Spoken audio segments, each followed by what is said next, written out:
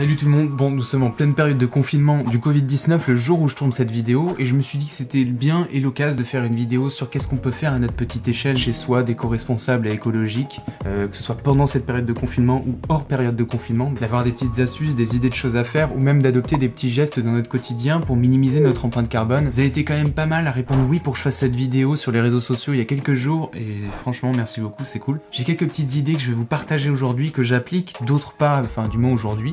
Et je suis certaine que vous m'avez aussi partagé sur les réseaux sociaux avec des photos de vos réalisations, c'est vraiment trop cool, merci. Première idée, c'est faire de la cuisine écolo et consommer bio. Quand je dis cuisine écolo, c'est végétarien, voire vegan. Vegan, c'est vrai que je l'ai jamais fait encore. Enfin, en tout cas, je suis pas parti dans cette optique. Peut-être que je l'ai déjà fait, mais inconsciemment. Oui, parce que même pendant cette période de confinement, tu sais que ça peut t'occuper pas mal tes journées. Le midi et le soir, tu varies tes plats avec la base de légumes que tu peux retrouver dans les supermarchés aussi. Privilégier des légumes de saison. Je ne faisais pas d'ailleurs il y a quelques temps. Là, je me suis vraiment intéressé sur la question des légumes de saison. D'ailleurs, je mets une petite liste des légumes de saison de printemps. Avec tout ça, tu peux faire plein de choses. Tu varies tes repas avec tout ce mélange de légumes, plus par exemple des féculents, avec des épices aussi différents. Et là, tu peux te faire vraiment plaisir, vraiment plaisir. Donc voilà, la première chose, c'est éventuellement, pourquoi pas passer à cette transition de commencer à cuisiner végétarien, s'intéresser à cette cuisine, parce qu'il y a tellement de choses bonnes pour la santé, en même temps tu fais le geste pour minimiser ton empreinte carbone. Franchement, c'est top et ça t'occupe vraiment pas mal tes journées pendant cette période de confinement. Bon, la deuxième idée liée à la première, c'est de pratiquer régulièrement une activité sportive. Pourquoi c'est lié à la première ? Tu gardes justement cet équilibre entre à la fois ton alimentation et puis tes activités sportives.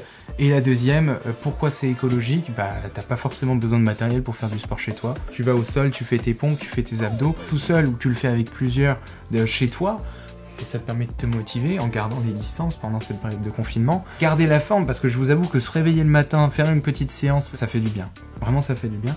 Troisième idée. Bon, du coup, c'est parti d'une idée qu'on m'a partagée sur les réseaux. Faire du tri partout chez soi pour mettre ce dont on ne se sert plus à Emmaüs ou au Secours Populaire.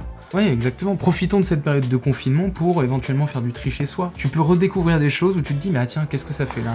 Ou alors, c'est plus utilisable, je peux le jeter derrière. Nope. Correctement en faisant le tri. Ou alors, qu'est-ce que ça fait là, ça ? Eh bien, je n'en veux plus. Et dans ce cas-là, tu le mets de côté et pourquoi pas, après, comme tu le souhaites, mettre en vente ou faire un don dans une association pour donner une seconde vie à cet objet. J'avais donné quelques petites idées dans une vidéo de Quel écolo suis-je, du format Quel écolo suis-je, sur la question comment je consomme. J'avais fait un point sur la seconde main. J'avais donné quelques petites idées de sites, de vente d'occasion en ligne ou même des lieux dans lesquels on peut mettre en vente ou donner ces objets qu'on n'utilise plus. Mais c'est vrai que j'avais pas parlé d'Emmaüs, même du Secours Populaire. En plus, derrière, tu fais la bonne action en faisant le don dans les associations. Donc voilà, Emmaüs, le Secours Populaire, c'est carrément des bons exemples. Merci à la personne qui a partagé cette idée. On peut donner quasiment tout, hein. On peut donner ses meubles, on peut donner ses vêtements. D'ailleurs, moi, je vais faire un bon tri dans les vêtements. Là, je me dis que je vais avoir le temps pour le faire, pour le coup. Et tes chaussures, plein de choses. Et puis un autre tri, mais dans la partie informatique, oui, ça en fait partie. Je vous avoue que j'ai appris ça récemment, mais faire le tri régulièrement dans sa boîte mail, contrairement à ce qu'on peut l'imaginer, c'est écologique. Oui, parce que derrière nos ordinateurs et ces connexions sans fil, Internet, il y a tout un tas de gros serveurs qui stockent nos données et qui consomment énormément en énergie pour les stocker. Enfin bref, je ne vais pas rentrer dans les détails, du moins dans cette vidéo, et parce que je n'y connais pas grand-chose, mais voici un petit aperçu de ce que parcourt un mail pour arriver très rapidement jusqu'à destination. Waouh. Bon, c'est la dernière information que j'ai eue à ce sujet, mais l'empreinte carbone d'un mail envoyé avec une pièce jointe d'au moins 1 MO est d'environ 19 grammes. Ça paraît peu comme ça, mais ça émet du CO2 quand même. Et on s'en rendait pas forcément compte. Pour cela, il y a l'ADEME, donc l'Agence de l'environnement et de la maîtrise de l'énergie, qui nous conseille plusieurs choses, et en fait qui sont des choses mais même simples, hein. Il n'y a pas forcément besoin de s'intéresser à l'écologie pour voir ça. Faire le tri dans sa boîte mail, c'est-à-dire se désabonner par exemple de newsletters qui arrivent automatiquement et qui envahissent nos boîtes mail, par exemple les pubs. Voilà, parce qu'on peut se dire entre nous quand même d'avoir tout cet encombrement de pubs. C'est embêtant. Si tu te désabonnes de ces newsletters, déjà tu fais une action écologique. Donc, pendant ce confinement, pourquoi pas justement prendre le temps de faire le tri aussi dans sa boîte mail, à la fois chez soi, mais aussi dans sa boîte mail. Tu fais le tri et c'est écologique. Bon, la quatrième idée, et c'est d'ailleurs une personne qui m'a partagé cette idée sur les réseaux, et je le remercie aussi. T'as les astuces produits faits maison aussi, savon, lessive, cosmétiques, c'est simple, économique et écologique. Oui. Fabriquer des choses utiles pour notre quotidien, ou les réparer par exemple. Et puis même, tu peux aussi faire par exemple tes lingettes réutilisables, ou alors Il y a même une personne qui a fait des masques pendant la période de confinement, des masques réutilisables. Il y en a qui font des éponges, une baleine en peluche, je sais pas, enfin il y a plein d'idées. Donc c'est l'occasion de se mettre peut-être à la couture, de se mettre à la fabrication de produits hygiéniques. Si tu as tout ce qu'il faut chez toi, en plus c'est parfait. Et sinon dans le magasin alimentaire, peut-être que tu as aussi de quoi fabriquer tes objets. Et puis peut-être même que tu as un coloc chez toi ou que tu as une personne de ta famille qui sait faire ça. Pourquoi pas lui demander de... ça te dit qu'on fabrique de la lessive ensemble? Ça peut être une occasion de le faire aussi. Voilà, donc ça c'est fabriquer donc des choses utiles pour notre quotidien, pour minimiser nos déchets aussi, et en même temps pour faire des produits de qualité, et ou alors de réparer par exemple des objets aussi, pour le faire tenir sur la durée. Au lieu de penser à le jeter pour acheter un autre matériel plus tard, pourquoi pas justement réparer cet objet. Alors la 5e idée, à nouveau une idée partagée, cultiver dans votre jardin, si vous en avez un évidemment. Oui, carrément. Enfin, alors je vais mettre jardin, mais je vais mettre aussi plein d'autres choses. C'est l'occasion de peut-être se mettre au jardinage, ou alors faire du potager, prendre soin de son jardin. Et si t'as un jardin en plus, t'as cette chance d'avoir un jardin, t'es en pleine campagne, ou alors t'es dans une maison où t'as un jardin, vous profitez de l'air. Et en plus, on arrive au printemps. Renseigne-toi peut-être sur des choses que tu peux peut-être planter pendant cette période. Et mais même ça peut se faire aussi en appartement. D'ailleurs, j'ai une personne qui m'a envoyé le potager maison pour tenir longtemps en cas de crise et manger des légumes bio. Ah oui, en cas de crise, parce que tu vis en autarcie, tu te fais tes petits trucs, voilà, ton petit potager. Je vais pas répéter exactement ce qu'elle a dit, c'était très clair. Je trouve que c'est une bonne idée, d'en profiter aussi, d'être avec ses animaux de compagnie, dans son jardin, ou alors à l'intérieur et tout. Ça aussi, je l'inclus dedans. Donc, l'occasion peut-être d'avoir la main verte et de se mettre au potager, au jardinage. Ça peut être pas mal, et finalement, ça peut se faire aussi en appartement.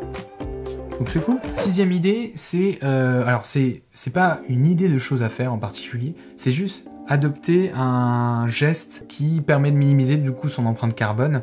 C'est donc de limiter sa consommation en électricité, en eau. C'est quelques petites astuces bêtes à avoir. J'ai fini par rejouer à la console. Bon d'accord, niveau consommation d'électricité, ce n'est pas le top. Mais bon, j'ai une console, je n'y joue jamais car ce n'est pas ma priorité, mais j'aime bien y jouer. Ça me libère l'esprit, comme beaucoup je pense. Et pour ça, je veille à ma consommation autre, je dirais inutile, comme par exemple éteindre mon ordinateur dont je n'ai plus besoin pour jouer à la console. Puis c'est Red Dead, quelques petites balades dans cette belle nature virtuelle, mais d'une qualité ouf et très immersive par ces grandes forêts avec d'immenses arbres, ces petits oiseaux qui chantent et ces animaux sauvages qui circulent tout autour de moi.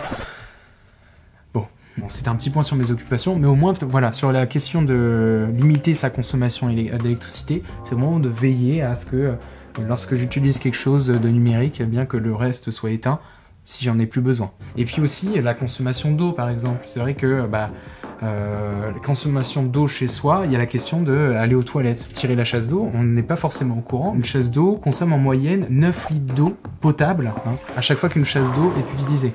Mais il y a plein de petites astuces qui évitent cela, c'est-à-dire par exemple d'aller pisser dans sa douche. C'est la même chose que d'aller aux toilettes, sauf que quand tu vas te laver, c'est vraiment, tu te laves et en même temps tu pisses. Et ça t'évite une chasse d'eau tirée de 9 litres, en moyenne. Puis il y a aussi, si tu es sensible à pisser par exemple toutes les 10 minutes, pas forcément tirer la chasse d'eau à chaque fois que tu vas aux toilettes. Éventuellement, justement, tirer la chasse d'eau une fois toutes les 3 fois que tu vas aux toilettes, je sais pas, quand tu fais des petits besoins du moins. Et la 7e et dernière idée que je vais vous partager dans cette vidéo du moins aujourd'hui, c'est de pratiquer la méditation. L'objectif est de se concentrer sur son propre souffle et sur l'attitude corporelle en elle-même.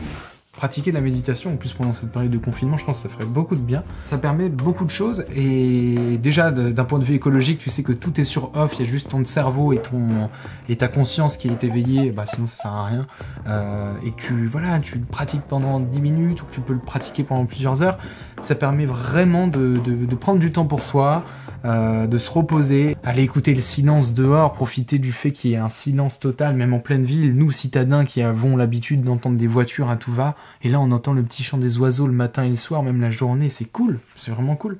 Ah, l'ennui, un état que nous avons du mal à accepter, qui est tabou en France d'ailleurs, mais qui pourtant permet de retrouver un moment avec soi, réfléchir, penser, mais aussi l'ennui peut nous permettre de créer, de repenser à certaines choses et de les transformer, de les améliorer, de laisser libre à notre imagination, jusqu'à essayer de réaliser concrètement son...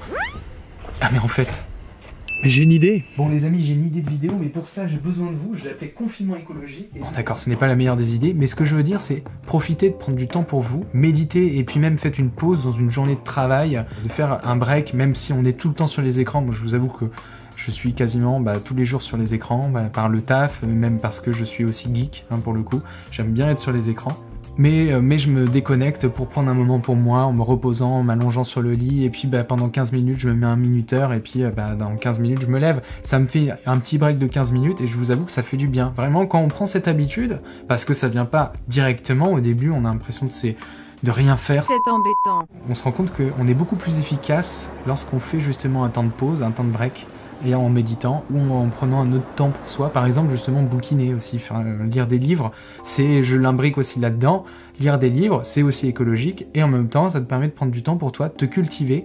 Prendre du temps pour soi, c'est important, hors confinement aussi, pendant des temps de travail, tu te fais une pause de 10 minutes, un quart d'heure comme tu le peux, en fonction de tes conditions de travail aussi. Pouvoir avancer, de penser, et d'accepter des fois l'ennui, parce que ça peut apporter aussi de grandes choses derrière. Bon, en tout cas, voilà ce que j'ai pu vous partager aujourd'hui, et toutes les personnes qui ont partagé aussi leurs idées sur les réseaux sociaux, encore merci à vous.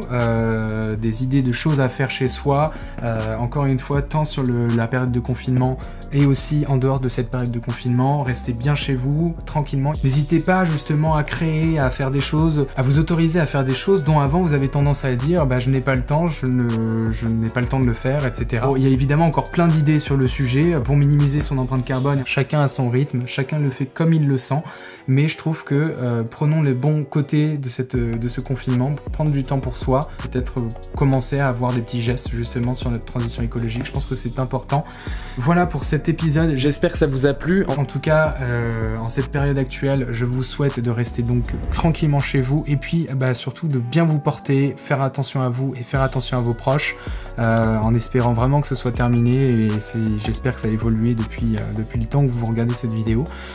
Je vous dis à très vite pour une prochaine vidéo, prenez soin de vous, ciao. Ah oui, et si tu veux suivre nos aventures et être au courant de la sortie de nos vidéos, n'hésite pas à t'abonner en appuyant sur le bouton en bas à droite et en activant la petite cloche. Allez, à très vite, salut.